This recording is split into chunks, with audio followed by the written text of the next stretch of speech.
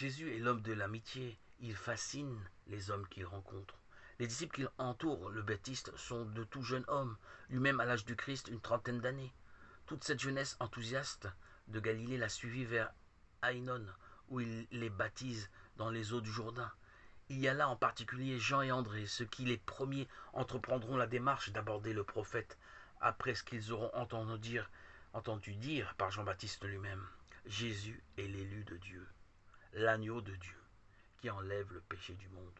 Ils aspirent tous à un monde nouveau de justice et d'amour. Le lendemain, Jean se trouvait encore là, ainsi que deux de ses disciples. En attachant son regard sur Jésus qui passait, il dit « Voici l'agneau de Dieu ». Et les deux disciples entendirent ce qu'il disait et suivirent Jésus. Jean 1, 35-37.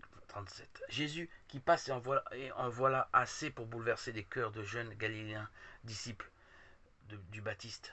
Il abandonne le maître qu'ils ont aimé pour s'attacher à cet agneau de Dieu.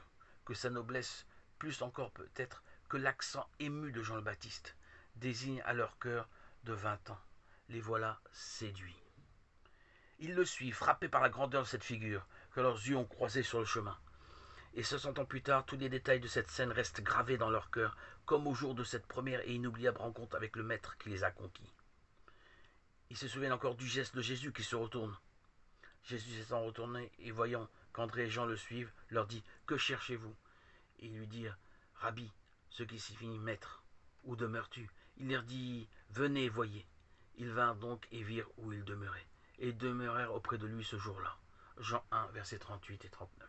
Jésus est attentif aux autres, et sa question « Que cherchez-vous » redonne confiance à André et Jean, qui osent alors lui poser la question qui va changer le cours de leur existence. « Maître, où demeures-tu » Et son invitation se fait nette et directe en deux impératifs. « Venez et voyez ».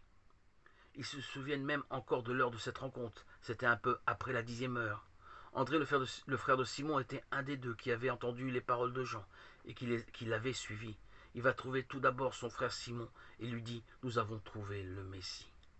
La découverte de Jésus est si prenante, si passionnante, qu'on ne rêve plus que d'une chose lorsqu'on le connaît soi-même. Le faire connaître à d'autres. André n'a passé qu'une soirée et une nuit avec le Christ, et le voilà déjà qui parle avec enthousiasme à son frère Pierre, et il l'amena à Jésus.